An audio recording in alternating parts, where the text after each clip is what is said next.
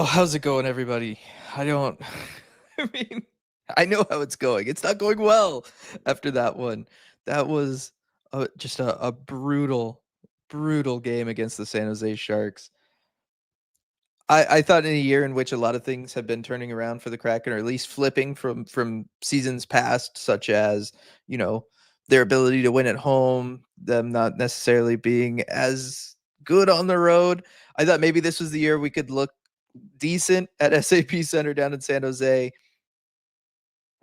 Just not possible. Not possible. That was super super rough to watch. That might be the toughest game of Kraken hockey to watch in a long time. Um, it was a tough one for sure, but we'll figure it out. We'll talk it out here. We'll try to have our therapy session and we'll go from there. I will say this, just to start something off with some positive before we get into things like the defense and the goaltending today. I thought that the team did do a better job of forechecking and trying to generate offense off of the forecheck and the chaos that it can bring. There is that, like we can say that that's a silver lining. That's the way the Shane Wright line had been playing. They continue to play that way today. They were able to get rewarded with a goal at 5-on-5. Other lines started to do that. So there was more effort to this game than there was in that loss to the Ducks a couple nights ago. But like, the defense is still a massive problem. You cannot be turning pucks over in the defensive zone the way this team is turning pucks over in the defensive zone right now. You are just handing goals to other teams, and then Grubauer gets another chance to come in and try to prove himself, try to do something here, and just fumbled the bag is like a gentle way of saying it. We've talked in the past about Gru maybe when he's at his worst, being good for a soft goal a game. There was at least 3 in this one from Grubauer, and you have to, there was nothing Dan could do, right? Because you have to play tomorrow night, so you needed to save Joey. It was obvious Gru was not going to have it. It was obvious the defense needed a wake up call, and Dan wasn't able to do the thing that normally a coach would do, which is you would make the goaltending change. I understand that. You don't want to wear Joey out today in a game that you were already going to be down in and then risk tomorrow's game as well. You risk Joey, potentially injuring himself from playing back to back, all of that kind of stuff. Your hands were very tied in this game. And like I said, the defense and the goaltending just would not let you have it. They did everything they could to give this game away. And that's frustrating because this is kind of like back-to-back games. You're playing teams that are worse than you, and you are giving the game away quite literally, as really have this issue with defensive turnovers. I know the system requires you to move the puck, try to get it up out of the zone quickly, but if you cannot make a smart decision when you are doing that, it doesn't matter, right? Because all that's going to end up happening is you have situations like some of the goals today where you have odd man rushes going back the other way because your team has already started moving up because that's what the system's telling them to. You're making that move into the neutral zone kind of as a unit. Puck goes the other way, right? You have a turnover off of that outlet pass, that breakout pass, and it's brutal. You get either breakaway opportunities coming back the other way, odd man rush opportunities. I mean, there's that one where freaking Oliver Bjorkstrand's the one guy back because he was just the deep back checker from a forward's perspective, and all the defensemen had already jumped up into the play, and then you've got him there, and it is really, really, it's tough. It's tough. Looking at chat, Zoe, I don't even know what to say. It's we're gonna try to find things to say on this one, but it's there's not gonna be a lot of fun stuff to talk about. Let's talk about, we'll say that, right? Lindsay, do we really have to do this again tomorrow? I mean, I guess the only silver lining is, look, if Joey Daccord is in net, at least 3 of those goals don't go in and this game's close. Again, it's not a lot to stand on, but that will be the case tomorrow. That this year's Kraken team has played significantly better at home. The Kraken as an organization have always struggled going into San Jose. Look, I'm trying. I'm trying to think of positives here for that. Well, that was actually disappointing and disastrous. It was. Like, you could say that the last game was their complacency game. this did not look like a complacency game. This looked like they just could not do it, right? Grubauer was just not in a position to play a hockey game today. The defense was just not thinking about things when they continually had turnovers in their own zone. And by when I say defense, when I'm talking about these turnovers, I'm not just signaling like singling out the 6 blue liners as much as you can single out 6 people. I'm talking about everybody in the defensive zone, right? Like the team defense was abysmal. And that's been the case now back-to-back games. That's something that needs to get sorted out very quickly because look, you could definitely pin 3 to 4 of these goals today on Philip Grubauer, but the other 3 to 4 were really bad spots that any goaltender is going to probably let in because you just had that poor of defense in this one. It needs to get figured out here. And I know we were kind of like touching on it. We talked about it and things like that, but you're not even getting away with it now against the bad teams. Like that's how it is actively declining to the point where you are going to lose the teams like the Anaheim Ducks and the San Jose Sharks because the defense is in just such a rough state right now. Vince Dunn cannot come back fast enough to help stabilize back there. He will just take away some of the minutes that other guys are playing. But a lot of it, honestly, is the forward groups. The forward groups are playing really poor defense right now, especially the Chandler Stevenson line. I know you get Daniel Sprong out of there. Daniel Sprong was the biggest black hole of all of the black holes in the defensive zone that you had. Daniel Sprong out, Ryan Winterton in. Ryan Winterton, it was clear he needed uh, he was fine, but I know he can be better. And I think with a couple games, he would be better, but he was just fine tonight. But Chandler Stevenson is a mess in the defensive zone. Jaden Schwartz is not playing well on that line defensively either. I think I was just overlooking him because Sprong was just that bad on the other wing. But watching Jaden Schwartz tonight, he was just kind of skating around up by the blue line. He was not really actively coming down low and trying to help out. Even when play was really on his side, when it was on the strong side, I didn't feel like he was there for it. And that goes for a lot of these lines. I think the only line that was able to consistently push towards the offensive zone tonight was the Shane Wright, Ellie Tolvanen, Oliver Bjorkstrand line. That was the only line that's really seemed to have a leg up on the Sharks in terms of an energy and effort standpoint. I think the Matty Beniers line struggled in the defensive zone in this one. They could not clear the puck out of their own zone.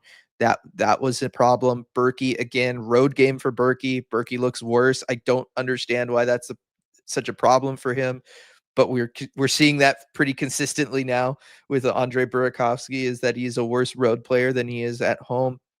McCann was just kind of there defensively. That line was rough. So when you have your top 2 lines really not able to clear the puck out of the defensive zone, and then worse, actively turning the puck over in the defensive zone, it really puts you in a bad spot. You're not going to be able to generate offense off that because you can't get out of your own zone, and you are going to start hemorrhaging goals, much like they did today.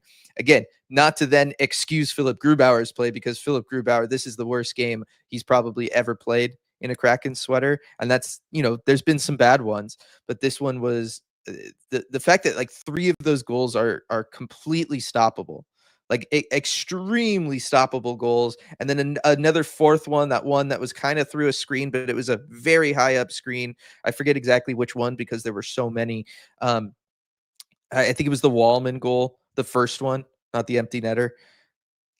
I think a goaltender should have that. I think Joey would have that because, yes, you have the screen, but the screen is like way up at the blue line. There was a ton of time for Grubauer to see that puck, and he just didn't.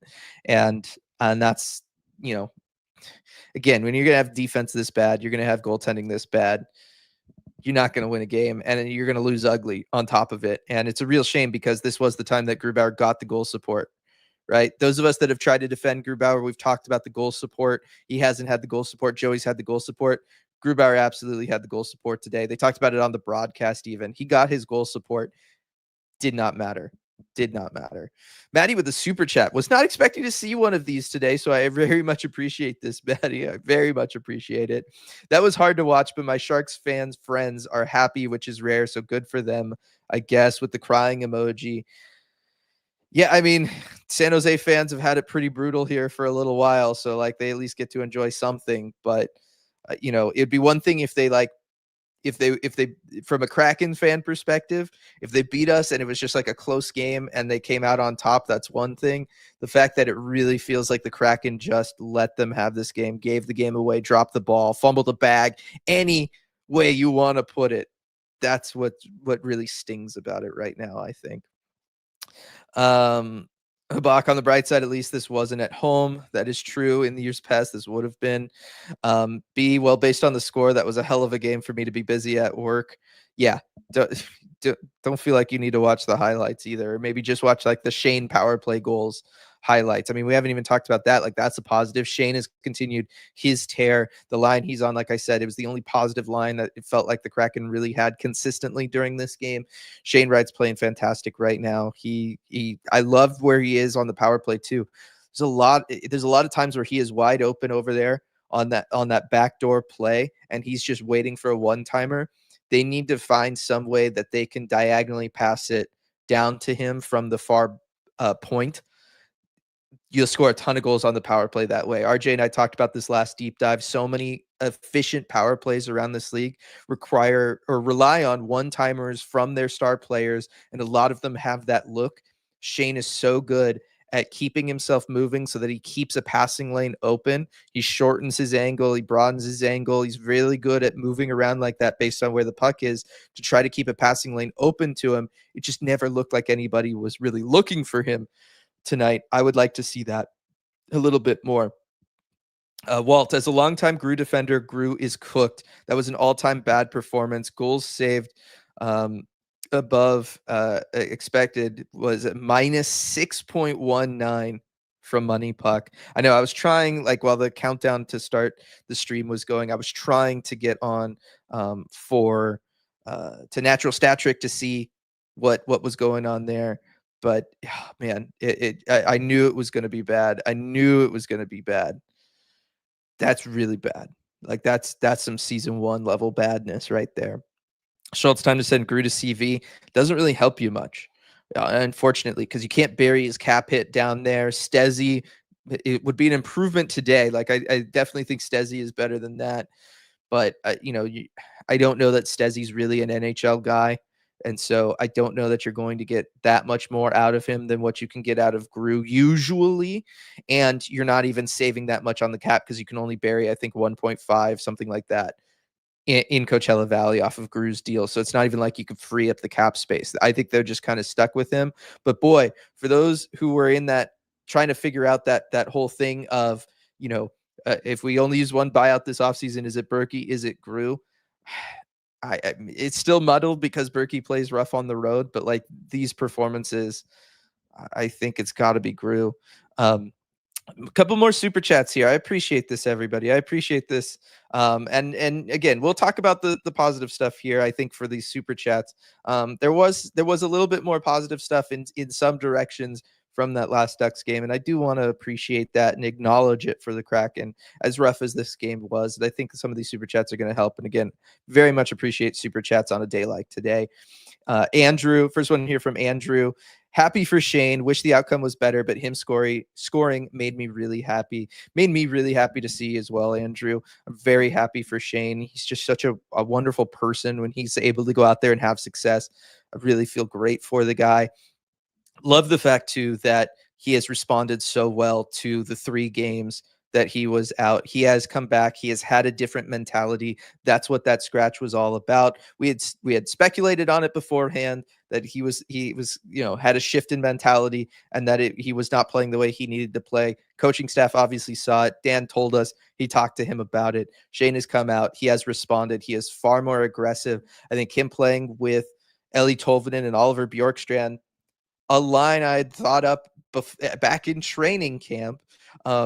It's really, really working out for them. Tolvanen, just like, we saw it in the Ducks game last week. We were able to kind of see something like it in this one. Tolvanen is so good going in on the forecheck. When he doesn't have to be the guy scoring on a line, Tolvanen is so good at going in on the forecheck, forcing a turnover from the opposing team's D, pinning their defenseman back below the goal line, because Tolvanen is a sneaky, strong dude.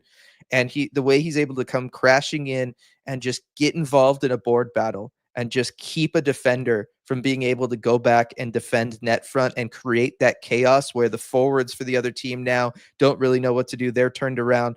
The one defenseman that is not being tied up by Tolvanen, his blood pressure is spiking because now he knows he's responsible for everything, generally locks up that defenseman. We see that all the time, both on other teams and on the Kraken, right? When one defenseman is left alone in a situation like that, they tend to freeze up a little bit.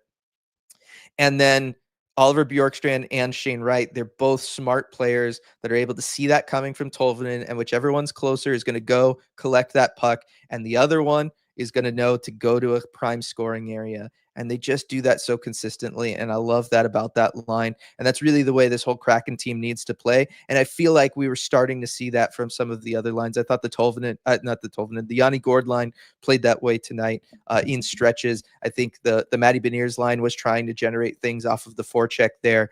I think that will come. I think that is kind of more so what we were saying they need for some more consistent offense, is just to go down, grind it out, try to get goals that way.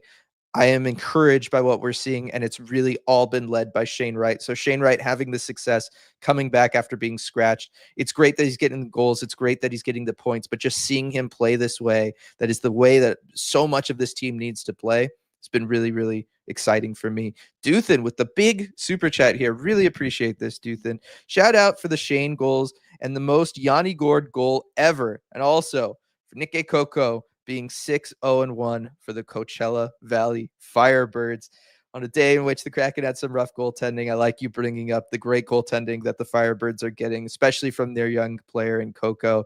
He has been on fire for the Firebirds. Is it okay if I make some rough jokes just to get us all smiling today after that one? But yeah, Coco has been playing fantastic.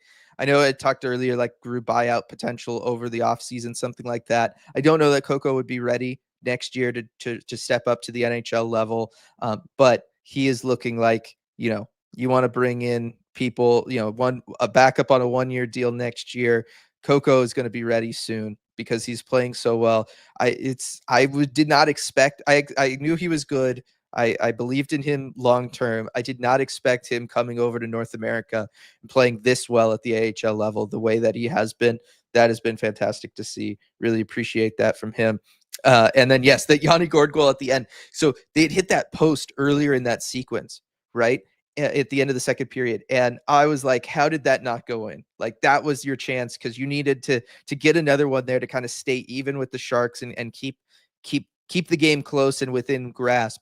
And I was like, oh no, how do you not score there? And then Yanni Gord just comes in later, like again, just create that chaos net front. We've been talking about this, RJ and I, right? Net front presence, just get pucks in there. You never know what can happen, but you know that, at some point something good will. And that was a prime example of it. And when you have a player like Yanni Gord, who so wants to live there and just do everything he can from that spot, he is so solid there in a net front capacity. It's great to see him pick up that goal. Really happy for him. That's the kind of goals that he wants to contribute to this team and get for this group. I love when he scores stuff like that too, Duthin. It is fantastic. So appreciate that. Light with the super chat. Shane has twice as many goals as Sloth on the year. So that's like something. That is definitely something. Light. Shane is doing what he needs to do, which is scoring goals.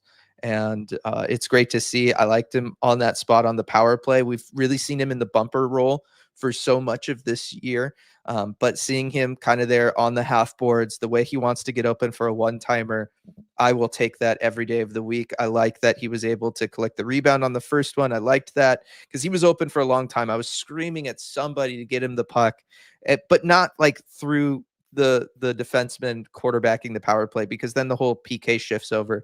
They got to find a way to get the puck over to him. Without doing that, without telegraphing it, Shane will have buckets of power play goals if they're able to do that.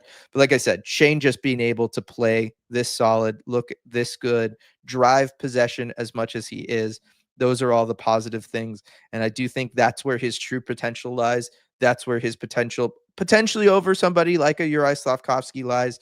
Somebody like Slav is going to be a really good player, put up points, can create offense from the wing, which is a difficult thing to do in the NHL. But I don't know that he's going to be a driver of possession the way Shane has kind of shown that he can be. So appreciate that. Cole with the super chat. Time to give Grew the Jack Campbell treatment. He's a detriment to the team at this point. I think maybe what you would do is you'd want to see him get slightly more regular work, which I know probably sounds terrifying to everybody right now, just to ensure that this wasn't because he had sat so long or something like that. Not that I'm going to take the rust excuse on this one, because I've seen goalies sit for months while they're injured, come back and not play this bad. So I'm not trying to give him that excuse, but like I said, before you go and you try to run with a Stezzy, who I don't really know what his NHL capabilities are going to be for you, you do want to really make sure you have exhausted the situations, similar to what the Oilers did. It felt like it was well past that time, but there is a reason that they kind of played it the way that they played it. And I would argue them having Pickard in the organization was a better third person up than what the Kraken have right now. As much of a Stezzy fan as I am, I just think Stezka's just not quite at that level. And then from that Kraken fan page, thoughts about potentially calling up Stezzy and seeing if he could perform even a little bit better than Grew. Also need more net front presence. I guess I just kind of gave my thoughts on this, but I do.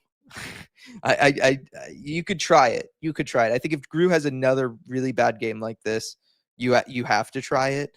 But keep in mind, like Grew was fine before this. He wasn't this bad. Like this today was exceptional in how kind of poor his performance was. He was not this bad before. And so I think you got to give him at least one more start, and then you can kind of go from there before you start thinking about going with another goaltender. And then big super chat here from Shannon. Really appreciate this. Chuck working today, so I had to yell at the team all alone, which freaks out our dogs. Thank you, Dylan and RJ, and the community. You're very welcome, Shannon. Thank you very much for the super chat. I mean, I know Chuck probably doesn't like missing games, but if he had to miss one, this one probably will sit all right with him. Yeah, this was a tough one, and at some point I stopped with the freaking out. Not because it was better for the dogs, and I'm like 6 dogs in the house I'm in, but just because I just didn't have it in me anymore. It was a really tough one. It's a very, very tough game. Lots of super chats here, though. I mean, lots of the super chats, which we just went through. Again, extremely appreciate that from everybody. Thank you very much for all of that. We are waiting for RJ, by the way. For those of you who didn't know, RJ is in San Jose. RJ was at the game today. He's doing the media thing. So RJ will join us at some point. We can get his perspective. And more importantly, we'll get the perspective from the locker room and from Coach Dan Bylsma, because again, last game, that was the most angry and upset I had ever seen Dan Bylsma. I have to imagine after a day like today, he's cranked it up even another level, and it's gonna be interesting. I really want to hear kind of from him and what's going on. Real quick, just a tiny aside. Good eye, Walt. This is a Cloud9 esports jersey. It's not for any particular sport. This was from their One Piece collaboration, but it's awesome that you noticed that. I appreciate that. Stratic, what was your favorite goal? Either of the Shane power play goals, just because Shane being in that spot, lurking the way he was lurking, being able to get them, even beyond just the fact that Shane's scoring, and how happy I am for him, and to kind of prove all the people who were doubting him wrong, all of that kind of stuff. Just the way that those power plays, he looks like he can be the finisher that this power play has needed. I say one of the 2 Shane goals, probably the second one, because that was more of like an actual feed over to him rather than him just having a lucky bounce off the end boards. But I would still say he put himself in a position to capitalize off of a bounce like that. Like, he was there waiting for a rebound of some kind. Probably didn't come from the place he was expecting, but he was still there for it. And so I appreciate that. Aaron, disgraceful. I know the team played poorly, but easily Grubauer's worst game as a Kraken. I agree with that. We talked about that. Dan can act disappointed, but he should have called a timeout, or at least pulled Gruby to stop the momentum. From JTB Hockey. Again, pulling Grubauer, probably not really an option today, unfortunately. I do agree, though, with the timeout. I was thinking at some point you maybe you should call a timeout and try to get the defense to just not play as bad as they were. I think the Kraken had done a good enough job responding. I mean, keep in mind the first 2 goals for the Kraken were response goals to what the Sharks were doing. I think in his mind, he was probably thinking, we're doing an okay job responding to some of these goals. We are able to do that a little bit. Let's, you know what I mean? Like let me give them a little bit of time. And then by the time those 2 goals happen back on you and the game becomes 7-5, I think he might have been thinking, okay, now it's a little too late. Like that was it.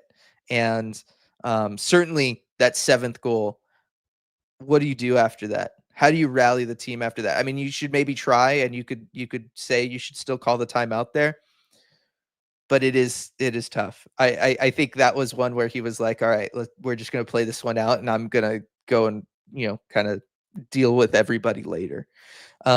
Light with the super chat here. Listen, I love Stezzy, but he's actively losing the starting role to Coco, who's also not ready yet. Not the answer many want, but it's the truth. You said it better than I did, Light. That is completely true. Yes, as much as we love Alstetska, Coco has been the better goalie down there, and you just can't call up a 22-year-old Nikki Coco right now, I don't think. And so I think Light says it perfect there. Appreciate the super chat, Light, and appreciate the wise words that you use there. Becca with the super chat. We confirmed 3 things.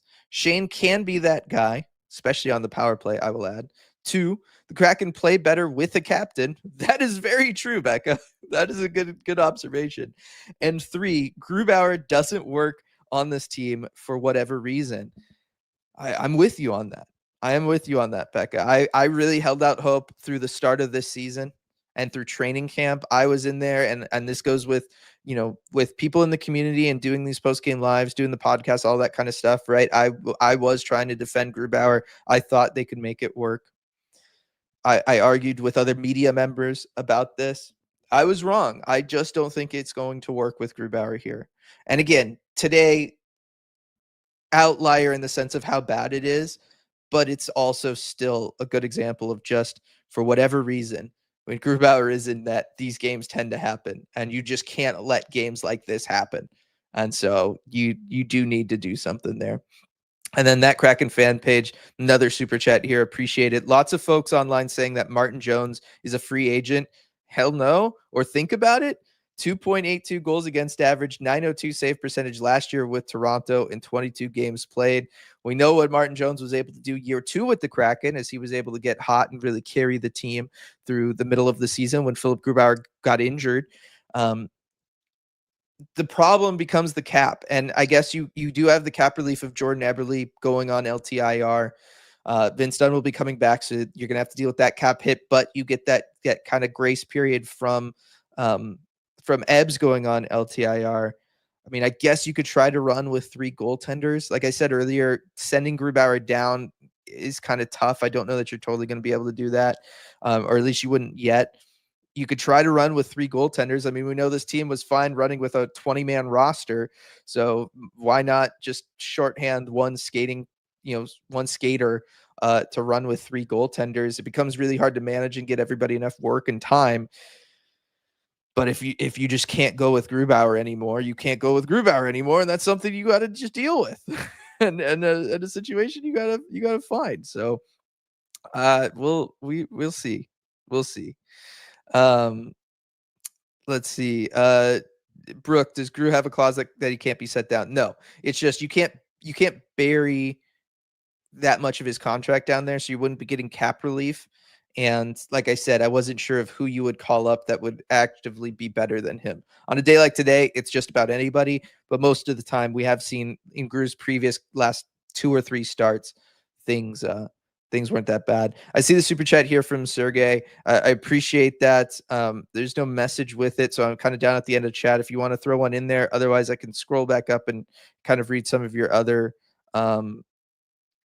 comments here. If I can find some, I see there's just a ton of chats in here. I know I've been really sticking with a lot of the super chats there. So apologies for people in chat that I haven't gotten to what you're talking about. But I'm assuming most of the super chats, we've talked a lot about a lot of the things that I assume would be the main topics of conversation right here. in this one. Let me scroll back down here. Okay, we'll use this as the super chat comment. That's what happens when you are not getting goaltending. We are going to lose games badly. It seems there's no real leader in the room. They can't even play properly. I mean, after the Ducks game, I mean, I'm with you, and we talked about this. That was one of Becca's observations, right? Team played a lot better with Ebbs when he was around as a captain, as somebody in that locker room. We'd speculated on this last year. Maybe this is a group where, yes, you have lots of guys that can be leaders, and they can have their, you know, they can have their words of wisdom or whatever in the locker room. But boy, does it feel like nobody really steps up, or when they're in a situation where it has to somebody everybody's like afraid to step on each other's toes. And by naming Jordan Eberle captain, it kind of like dealt with that situation for them. So one person could just be the guy. And I do feel like this is a group that needs somebody to just step up and be the guy who can rally them in situations like this. Can't always be the coach. Like at some point, a lot of this does need to come from the players. And this was another example similar to what we were seeing late last season, where it does not feel like there is that person in the locker room who's going to do that. And that's something that they're going to need to figure out. I am just going to hang down here at the bottom of chat because it would be a monumental task to kind of go back through all of the chats that everybody has left. So if you had a comment earlier that you really want my opinions on, or for us to talk about, please put it back down here at the bottom, and I'll do I'll do my best kind of keeping up with everything down here. From a bot, Kraken need to figure out a regular backup, because the last thing we need is Joey getting overworked and injured. Agreed. And that's why I think you had to leave Grubauer in this one. You could just not risk Joey getting burned out, or Joey having an injury tomorrow night because he had to play some today. That truly ends your season. You could not do that. It's better just to let this game be as rough as it's going to be, and kind of go from there. Kitty B Kraken, all we can do with Gru is release him, right? Does that help us sooner than later at this point? The buyout window only exists during the offseason, so you can't buy out Grubauer right now. And if you waive him, you still got that contract. Nobody's going to be picking up that contract off waivers. Nobody's going to trade for that contract right now. Really, all you can do with Grubauer is wait until the offseason and then buy out the rest of his contract. That is your option. There isn't really anything that helps you sooner than that, unfortunately, unless again he plays another really bad game. You decide to go with like 3 goaltenders. You do waive him and send him down, and you run with Stezzy up, and you just kind of eat the fact that you're going to have like $4.5 million in dead cap space because you buried him in the minors. Lindsay, Joey's 5x5 deal is looking really good with the cap going up. Imagine how much we'd have panicked if Joey was set to be a UFA and next year we were talking about Gru being the starter. That would have been extremely uncomfortable, Lindsay. And I was bringing this up with RJ the other night on the press bridge. Like, they absolutely nailed it. Joey being a Vezina caliber guy this year, also, like, you saved a lot of money by going with this. And, RJ and I talked about it on the deep dive a little bit too. Like, I think it was fantastic that they locked him in on that deal, Lindsay. I'm right there with you. Brooke, Borgen fight is an unsatisfying treat. It was something. He got something. Zoe with the super chat. Dunn coming back is going to help, but at what point is the issue with defense bigger than something Vince Dunn can fix? The defense did Gru no favors. They did do Gru no favors. We talked about this earlier. The defense as a whole is a really big problem right now. It's not always the defenseman, though. And so that's why I say Vince Dunn coming back will absolutely help. He is good. I think you're going to see something like on God, again, which Sharks goal? There was a Sharks goal where Riker Evans clearly like left his area net front, and it allowed the Sharks to get behind and just kind of get one right there. I believe it was the 3rd Sharks goal. Was it the Will Smith goal? Maybe, yeah. I think it was maybe it was the second one. Maybe it was the Costin goal, where Riker just drifts too far away from the net front, And Vince Dunn would not do that. And Vince Dunn would be there. I mean, it was kind of coming off of a power play, whatever. But you're gonna have like Riker has sometimes made mistakes like that. Will Borgen makes mistakes like that. But Vince Dunn's not going to, and Vince Dunn's going to be playing like 25 to 30 minutes every night. So you're going to get solid stuff from him.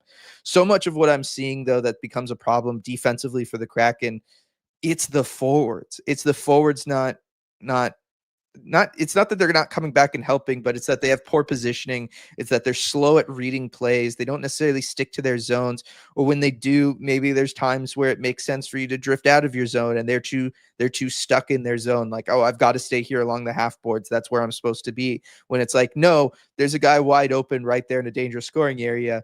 It's okay to go and take that player away. So I really think a lot of the defensive issues, the turnovers are a defenseman problem in the sense that they're trying to break the puck out, and there have been some rough turnovers off of that. But a lot of once the other team is just kind of in the defensive zone, the Kraken just not being able to get out of the defensive zone, a lot of that I would pin on the forward group and them just not being good enough, and them making too many mistakes, leaving too many guys open, just really not playing consistent at all, and not helping out their defensemen. I really don't think it's on the defenseman. A lot of it is not, in my opinion. All right, RJ, you are here. Boy, you really dressed up for the funeral, huh? Yeah, I did. I guess it may be appropriate in a way. It's not really a black suit, but a dark blue. Yeah, this was a rough one in San Jose. I'm sure you've talked plenty about that already. Sorry, we're at like the 35-minute mark or so, but took a while for some of the guys to get out there, and for Dan as well. Pretty somber mood with the group in this one, probably unsurprisingly.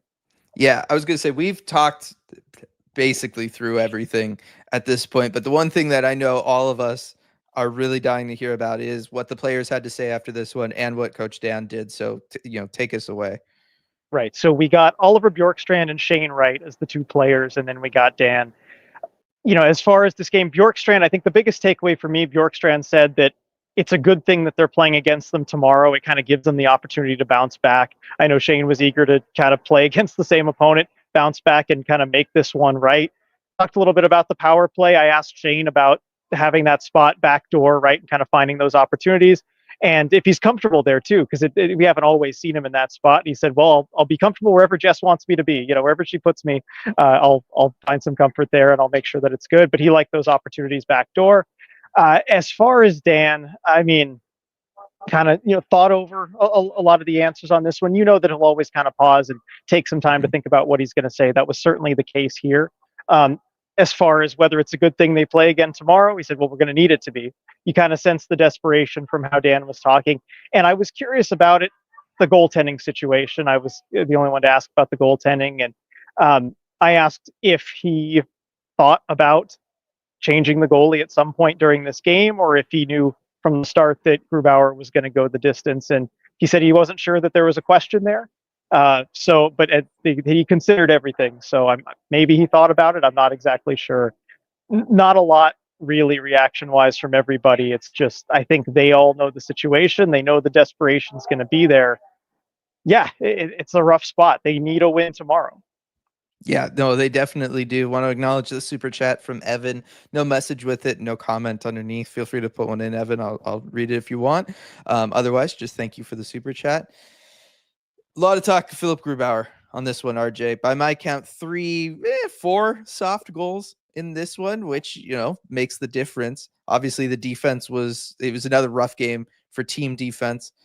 For the Kraken in this one, more defensive zone turnovers, more guys out of position. Just really, I expected more after that Ducks game and the team defense failures that they had there. We just saw it compounded today. But also, when you also have a goaltender who's going to allow just shots from very far out with nobody in front of him, and they're just going to leak through, that's got to make it tough to go out there and play hard defense in front of them.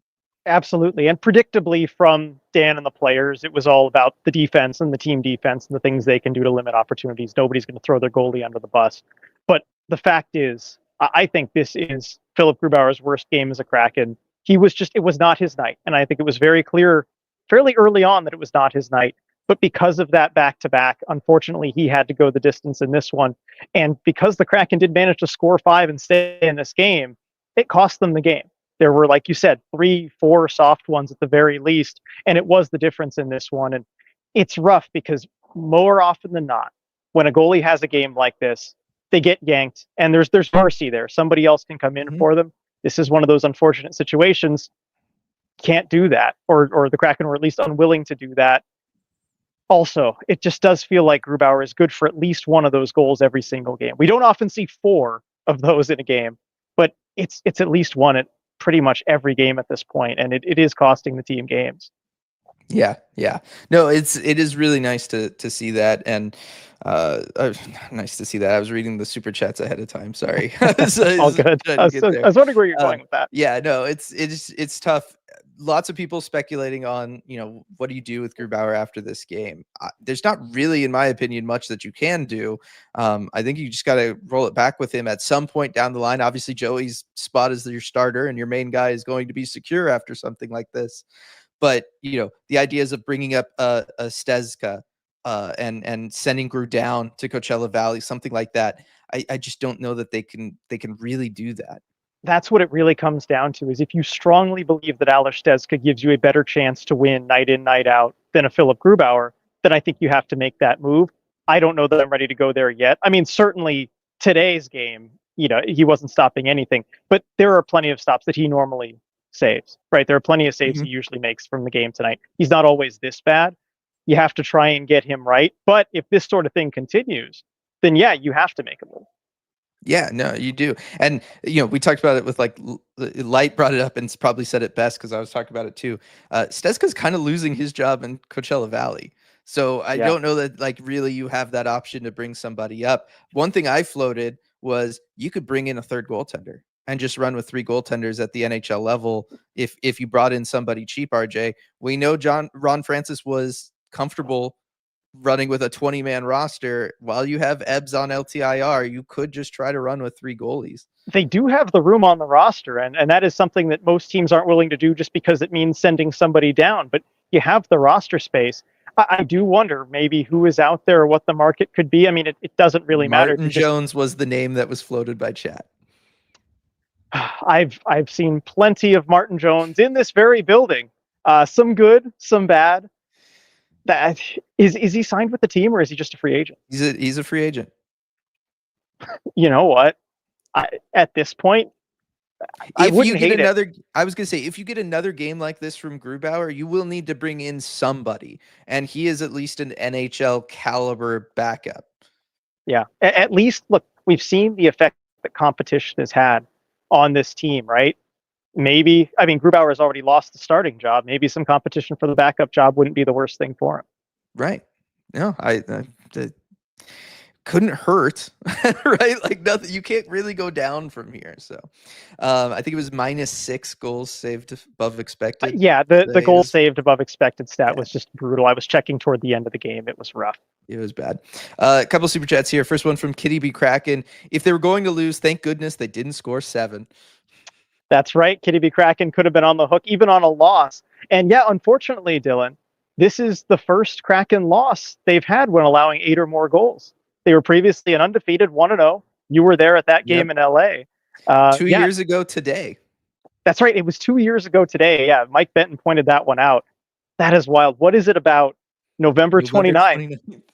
Yeah, we just got to hope games just aren't scheduled. Although we're now due a win after this one. So 2 years from now, if we play on November 29th, appointment viewing, everybody do what it takes to go to that game. It should be a good one. And then the other super chat here from Andrew. Things are somber, but RJ in the suit is the best. So thank you. Appreciate that. And I see from Kitty B Kraken too. No Martin Jones. RJ should know that very well. Again, I've had the experiences right here in this building. I know there's danger. Yes. There's no good options at this point. I know.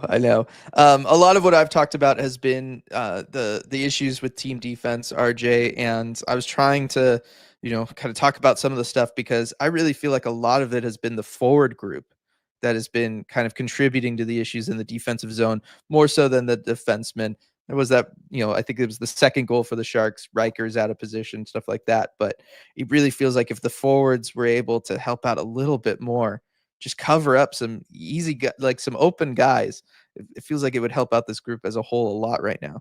And you're not alone in thinking that. That actually is something that Shane Wright brought up too when talking about the forwards, to make sure that they don't have all three guys up too high and that they do drop back a little bit more to help defensively. He said that is something that we can do to make things easier on our goaltender to prevent some of these chances against. So hopefully that is part of the messaging. But yeah, I think especially in a game like this where it's a track meet, maybe your goalie isn't giving you the saves. There's a temptation to want to go out and score more to solve your problems because you can't count on giving up less. I think there is that instinct among forwards, right, to want to jump up a little bit more, to want to lean toward the offensive, and they got burned in this one. Yeah, and then from Joel here, Stevenson was a -3 today, even though he had 3 points. Only Borgen is worse than plus minus this year. I guess keep him off the PK and don't put him out for every defensive zone faceoff. We're stuck with him. I do think like the Stevenson line, even without Sprong today, RJ, just when they get trapped in the defensive zone, there is no hope of getting out of that. And I mean, I noticed, Wentz was fine. Stevenson had his own issues. I'm starting to think that Jaden Schwartz played bad defensively today as well in the defensive zone. I think we just weren't really noticing him because Sprong was on the other end being like that much worse, that it was sucking up all of the attention. But like that line, especially if they are not in the offensive zone, bad things are happening. That's just where they're at right now as a group. And it feels like the Shane Wright line is the only line that this team had, at least tonight, RJ, that was able to positively generate something, just possession wise, just get the puck up the ice and finish a shift in the offensive zone rather than being back on their heels. Right. And you don't have Daniel Sprong to blame for this one. It was Stevenson and Schwartz. And I barely noticed Ryan Winchton out there in any kind of positive way. I was a little surprised that he was up on that line, although I guess you don't want to mess with the others to start the game. But still, yeah, I think we're at the point where Chandler Stevenson, he needs to be heavily sheltered in order to be effective. And we're seeing that even in his production, too. He had the 3 points tonight, did a good job offensively. But you look at where the lion's share of his points and production this season has come from. And I mentioned this maybe a couple of weeks ago, but it's even more true now. It's against the bottom 4 teams in the league. It is San Jose, it is Chicago, it is Montreal, and it is Nashville. And against those teams in 5 games, I think he has like 14 or 15 points. It's a lot, yeah. And he has 3 points in 18 games against everybody else. We're seeing that he needs to be sheltered in terms of quality of competition. When he can produce and he can do some good things, but don't have him in the D zone, and he's not the best against good teams. Yep. Duthan, RJ, did Vince Dunn travel with the team for this game or stay in Seattle? That I do not know. I didn't see him. I'll say that much. I did not see him here. And it wouldn't surprise me if he didn't travel, because if you're not going to play in this game, why would you? Right. With them coming right back, today even, it makes sense. And then this was going to be the super chat from Evan here. Too early to talk about a tank. Seems like our best bet to buy out Grew in the offseason and tank. I think this is going to be a heavily discussed topic on the upcoming podcast, RJ, because a lot of people were there at the end of last post game. But your thoughts on that right now? And we discussed this even after the last post game a little bit in the car ride on the way back, as I was dropping you off, and the options for what you can do. And I think we both agreed that tanking, as in a 2 to 3 year rebuild, is just not something that's really palatable given their situation. But if things really start to head south this year, if you feel like you don't even have another option, maybe getting one more high draft pick would be the worst thing in the world, because you look at the core this team has. You are heavily betting on Shane Wright, Matty Beniers, and Berkeley Catton. One of them has to be a superstar, and another one probably has to be a star in order for you to really be a contender. And that's a pretty big bet. If you can get one more top 10 pick in there, you can increase your odds of being a contender year in, year out for the future. But it would have to just be this season. Also, as long as Joey's on the team, I don't know how much I guess you could give Grubauer more starts and kind of make it even 50-50, but it's so tough to get bad with how well Joey's playing. Yes, it is. And that's part of it too, is you're just kind of trapped by a lot of different factors right now. Brooke asking, how do we get Grubauer's confidence back? I don't know that they'll buy him out. And then also asking, have we ever bought someone out that wasn't injured? No, the Kraken don't have any buyouts yet. They've never bought a contract out. As for how to get Grubauer's confidence back, I don't know. That's above my pay grade. I feel like that's a good question for Steve Briere, but it's going to start with having a good game. That again, I feel like goaltending, so much of it is mental and so much of it is it builds on itself, right? You get into a positive feedback loop. If you're playing well, you keep playing well, you keep doing the good habits. If things are going bad for you, you think, man, I suck. I can't stop anything right now. And you tend to spiral. And the best goalies in the world are the ones that are really good at just shutting that all out and making sure those thoughts don't creep in. But it's only a human thing. So I think having a bounce back performance whenever Grubauer gets the net next is going to be the biggest thing for him. Yeah. And then Lindsey Sprong plus Martin Jones equals season 2 good vibes. I don't know. I mean, that's true. Sprong and Jones both coming back could be pretty fun. I don't know that the Sprong Two part of very that different equation personalities. I'll say that much. Yeah, I was gonna say I don't know that the Sprong part of that equation has really brought back the vibes from season 2 much at all. So I would maybe be worried about the other. Sam said this earlier, but in year 2, Hackstall made a goalie change midway through the first game of a back-to-back, started the replacement goalie the next game, and the Kraken did win both games. RJ. Interesting. Yeah, I was trying to think of if there was an example of the Kraken doing that in the past. Obviously not with Dan because it's his first season there. Yeah. But I know some coaches have different philosophies on that. And that's why I was curious about it and asked Dan if he considered it. And he didn't exactly get a straight answer there, but it sounds like he at least thought about it. Look, I understand both sides of the argument, especially since look at the last game for Joey. Weren't we questioning in the last post game if he was tired and maybe losing it a little bit? If that is the case, Dan would certainly know that and not want to put him in there. The other thing is, if you want to have any hope for this season, you need him healthy. And putting him in a spot where he's got to come in relief today, get on a plane, go, and then play another game tomorrow. Because that's the other thing. It's not even like back-to-back at home. Like, you've got travel in between. You do anything and Joey gets hurt tomorrow, you're never living that down. Like, that's just it. And I understand you really need the 2 points in this game, but even more so than that, you need Joey to be at the top of his game. Yeah. Yeah. No, you just need that stuff. Let's see. While you're sorting through chat, can I give a quick shout out to my family who showed up for this game? My dad got a whole row of tickets, and I think we had 12 here in attendance. So I just want to shout out all of them who came to this game to support me. Got some great photos with them and just really appreciate that. It made it a special moment for me. And I know they're watching this, so I just wanted to shout them out. And Aunt Amy, especially by name, as she requested. So hello, family. Hello, Aunt Amy. Nice. Brooks asking, is the Zamboni back there a shark? That's so cute. It has a shark fin on it. Yes, it does. It does. I do like that. Jake, if we start supporting the tank in here, I'm out. I'll just watch the games alone in my own personal misery. Yeah, I mean, I don't know that I'm on board for it. Like I said, it's going to be the deep dive this week. Like, there's just no way around it. Yeah, I don't think that I would really support it. It just might get to a point where the team doesn't really have a choice. Like if they're, if they are bad like this and they start playing against good teams, it's kind of how the Sharks were a couple of years ago. They weren't, or like 4 years ago. They weren't trying to tank, but they didn't exactly have a choice. Yeah. Fusion Mix, I think not Shane. I think Schwartz is hurt. Edmondson buckled him in the Kings game twice when Schwartz got near the crease and the ref turned. There was also that big shot block. I believe it was him who had that. So, potentially maybe that has something to do with Jaden Schwartz. But that would be pure speculation right now. Yeah. We're far enough into the season and especially you see it when going in the locker room, like guys are dealing with little bumps and bruises all over the place. As I like to say, there's a difference between playing hurt and playing injured. Exactly. And you can play hurt. Playing injured is when things get difficult and you start really seeing that affect them.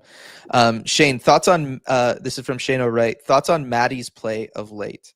I was a little critical of that line and their work in the defensive zone in this one. We just didn't really see their zone exits, but I didn't talk much more about him.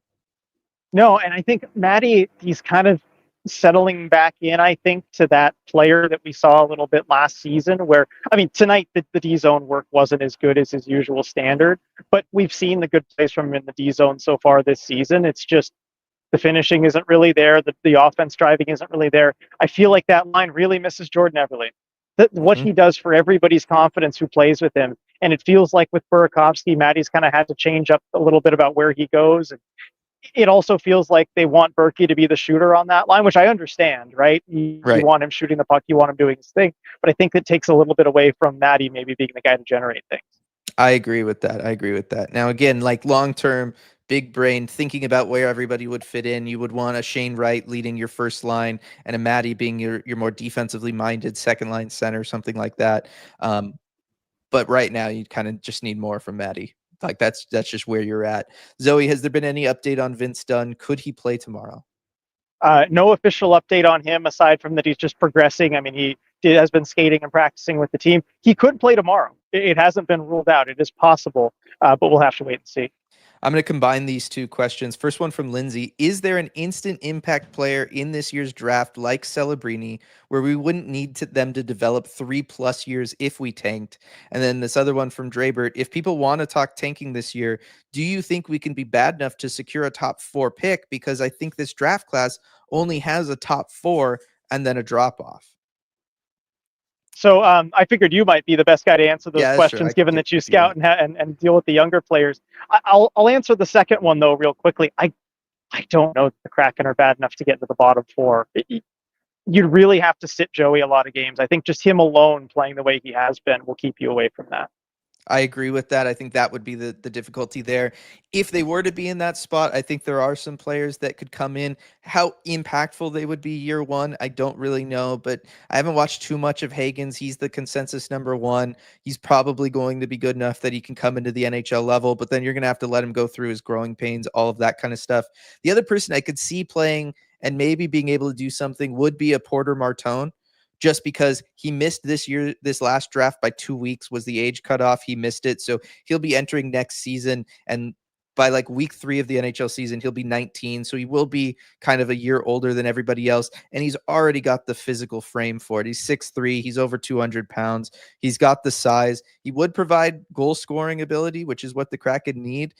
I wouldn't hate them, if they were in a spot to potentially add him, RJ, bringing him in, because so much of what I watch when I watch this team, RJ, is they need a power forward. And I think if you could go out and get somebody like that, one, they can sometimes develop and be ready a little bit sooner. And two, I just think that would open up a lot of stuff for a guy like Shane or something like that.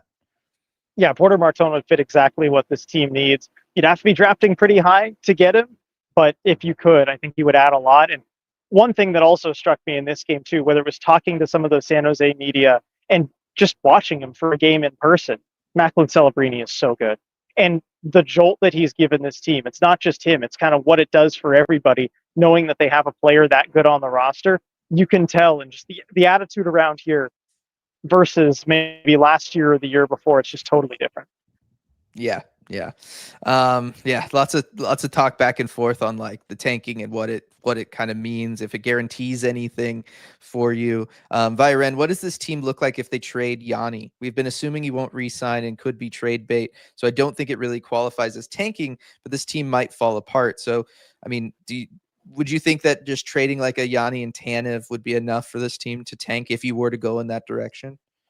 You know what? I mean, that line, the Yanni line, has been one of the team's best, even again tonight, right? Early in the game when they weren't playing the best, there were so many times where I noticed that line. And I know they were out there for a lot of the goals against, but like so few lines can actually just grind it out and forecheck and cycle and do all those things consistently that I feel like it would have a pretty big negative impact. Oh, did you lose me for a minute? I don't know if that's on your end or mine. All right. Am I back? I could kind of hear you a little bit. There we go. All right. Am I back? Yeah. Good. Okay. Yeah. I don't know how much of that answer you got, but I do think losing Yanni would actually have a pretty big impact at this point, just because that line is one of the few that's consistently cycling, forechecking in the offensive zone. No one else really does what they do. And if you're not getting the production from the top line, you're really going to be missing a lot if you don't have Yanni Gourde. Yeah, no, that is true. That is true. I mean, this is It was a tough one, RJ. Not gonna lie. This game, thankfully the community is so fantastic. I know we're kind of getting into murky waters, talking about tanking, all of that kind of stuff. Might be one of the rare occasions where we kind of started off somehow more positive than we've finished this post game live. But it is it's gonna be hopefully good to just kind of put this in the rearview mirror and start focusing on tomorrow. Yeah, even though and I think I'll agree with Oliver Bjorkstrand, right? It's good that they're playing again tomorrow. It's good that they're facing the same team with a chance to go out there and right the wrongs. I'm just glad we don't have to wait 2-3 games through 3 days for another game. The Kraken are right back at it tomorrow. They'll need to turn things around, but at least they'll have an opportunity to do that. That's kind of where I'm at the moment. That's where I'm at as well. I'll be at that game. We'll see what they can do, what they can manage. I'm hopeful. I did like that there was some positives tonight, RJ. They were more aggressive on the forecheck. They were able to generate goals from that. That's something that they needed to have, is that kind of extra effort in the offensive zone, especially after that last Ducks game. They were able to have that. I really think if you can just kind of figure out the team defense and don't allow the soft goals, today's not really a problem. It's just right now that team defense really seems like it's hard for them to kind of get control over right now, and to be able to set the tone in their own zone so that they can then go out there and play the way they want to play. We'll see if they can do that tomorrow. Being back at home, we'll see what else Coach Dan kind of has in store for that game. Hopefully we see some good stuff. We'll finish it out on this one from Andrew, a super chat. I was a soccer goalie for my high school. The Gru thing hurts. Please don't be hurtful. I know it is very difficult. It's tough to see anybody kind of play that way, RJ. It's just, like I said earlier, hopefully this is just like a one-off, like it wasn't his night, he's rusty, whatever it was, because he was not this bad before today. Right. And that's the thing. I don't mean to be too rough on him in this one. I say this just more matter-of-factly. It just wasn't his night. And all goalies have off nights, really at every level, or even in soccer, right? I played goalie for 4 years growing up, and there were definitely some games where I knew I'm just not stopping much today. You can't, and it's tough because in those games too, you can't get taken out of it. There's no backup they can put in for you. You're stuck there, and it's a really difficult position for a goalie to be in. So I do feel bad for him, and really at the end of the day, I felt kind of sad for him, right? That I was watching this and there was no help coming. And so that's really all that I mean to say when I talk about Grubauer having a bad game. It's just a rough spot that really any goalie at any level, and I see our photographer Jen in chat, who is a goalie herself, anyone can relate with. And so let's just hope for a bounce back from Grubauer next game. I'm sure he has it in him. Yep, definitely. Want to thank everybody for joining us for this post game live. Really appreciate you all being in here, and the fact that it didn't really turn too negative at any given point. I want to say that I appreciate that. Appreciate the 16 super chats as well after a game like today. We'll be right back at it again tomorrow against the same team. Hopefully the Kraken play a little bit better, and we'll see you all then.